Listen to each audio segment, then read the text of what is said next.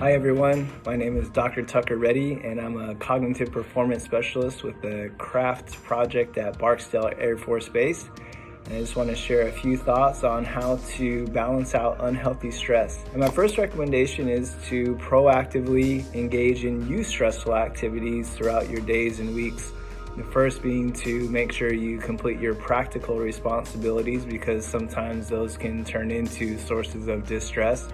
And then second, planning joy-based activities and being committed to them throughout the week as well, whether that's a cup of coffee with a friend, a walk out in nature, some time reading a good book.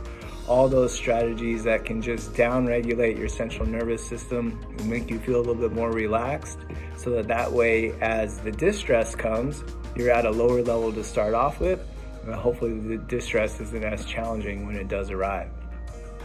The second is when the distress happens to simplify, not magnify. And I think we all have that habit of one small thing turning into something much bigger than it needs to be.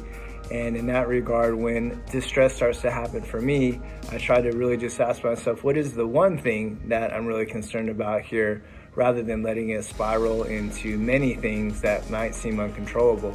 And if I can focus on the one thing, then a lot of the time the clarity of the solution can come and I'm not as distressed in that process.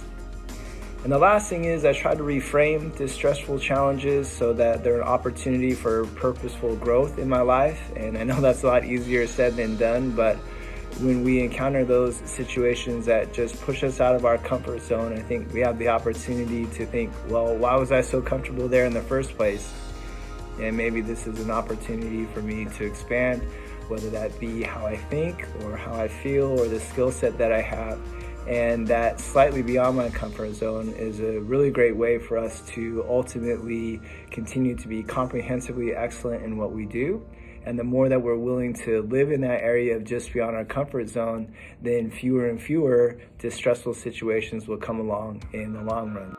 So be proactive in your eustress, simplify, don't magnify, and then reframe. And I think that goes a long way to helping you manage the distress and maximize the eustress in your life.